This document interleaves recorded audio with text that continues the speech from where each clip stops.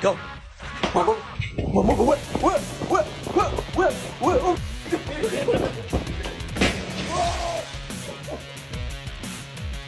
Honestly, get that guy in the Olympics. We need that kind of toughness in the Olympics. This is Sportscentre. Hey everyone, I'm Jesse Pollock, and it's been a prolific season in the CFL so far, so let's dive right into it. We're already approaching the halfway point of the season. Can you believe that? And out east, the defending champs are still in first after a bye, with Ottawa hanging around after 2 straight wins over Edmonton, while the Riders are at the top of the West after their pitchers duel with Winnipeg on Friday. Over in Saski, they're planting their flag as a Grey Cup contender. They held the Bombers in check on Friday to win their 6th game, and check out how they're doing it. Down the middle of the field again, it's Dembski. Dembski's got it to the 30. Dembski pops out. What's happening? The Riders grab it, and their defense comes up with it again. You've got to be kidding me. Through 6 games, Saski has 12 interceptions and 6 fumble recoveries. And new head coach Corey Mason's approach is paying off just as it did in Toronto. The Argos had the best turnover ratio in the league last year. Meanwhile in Toronto, special teamer Janarian Grant is playing out of his mind. Beautiful spiraling boot will drive Grant back 7 yards to his own 15. Shakes one man, makes another miss. He's off gone. to the races. Nobody will catch him. 20, 10, 5. Touchdown Argos, right back into the ball game. That punt return TD was his 3rd in as many games, and his 11th in 47 career games, which is the best kick return TD rate in CFL history. Meanwhile, even after losing a tough one in Calgary, Vernon Adams and Justin McInnis are going off for BC. Adams fakes the handoff, now goes over the middle. That's close. Touchdown, BC. Justin McInnis gets just enough. They're leading the league in pretty much every passing and receiving category, and are on pace to make history. At his current rate, Adam will pass for over 6,000 yards, something no quarterback has done in 20 years, while McInnis will become just the 4th receiver with 2,000 yards. Week 8 of the CFL gets underway on Thursday between 2 first-place teams, and the Riders will take on the Alouettes right here on TSN.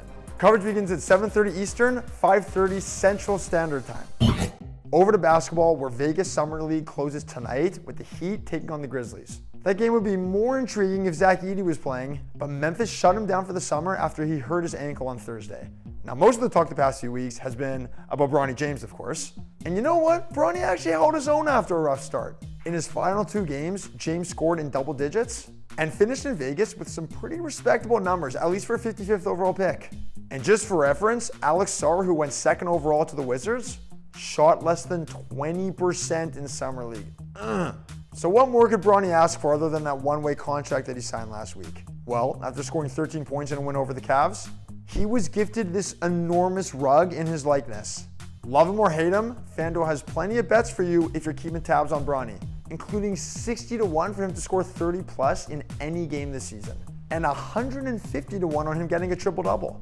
And on the topic of rookies, Bronny is not in the conversation for Rookie of the Year so far, but Zach Edey sure is. He has the best odds at FanDuel to take home the hardware, but needless to say, this class is wide open. You can catch the final of the Vegas Summer League tonight on TSN. Coverage begins at 8 Eastern, 5 Pacific. Over to the NFL, where we're just 45 days away from the regular season starting. Let's go! And this week, we're in full-on training camp mode. We're going to take a look at a different team each day, with today starting with the reigning Super Bowl champions. Last time we saw KC was in Vegas in February, when Patrick Mahomes and company won their 3rd Super Bowl in the last 5 years. That's probably not the last time we saw Travis Kelce though. He was all over the place this summer, making 13 different stops on Taylor Swift's Eras Tour, including as recently as last Tuesday in Germany, just days before reporting to training camp. To no one's surprise, the Chiefs are co-favorites to win it all this year. And guess what? Mahomes has the best odds to win his 3rd MVP in his career. But there are some variables at play, once again relating to his receiving core.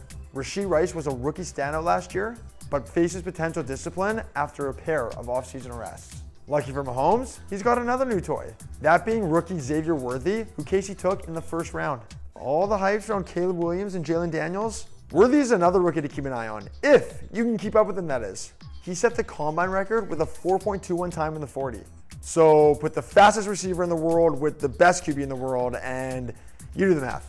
Worthy's already been showing out at camp. taking the top off of Casey's defense at Sunday's scrimmage. An absolutely electric All-Star weekend in the W is officially behind us, and with no games on tap until mid-August for the Olympic break, we'd imagine that no one is welcoming the rest more than Caitlin Clark. All you have to do is ask her. Well, I honestly can't wait to not touch a basketball for a while. Oh my God, I think I've shot too many times in the past year. But of course, she wasn't going to ride off into the sunset without making a statement on Saturday. And while she's known as a scorer, her passing is what stood out, as she broke the All-Star rookie record with 10 assists. Clark also managed to break the internet with this assist to Angel Reese, and both players definitely knew it as soon as it happened.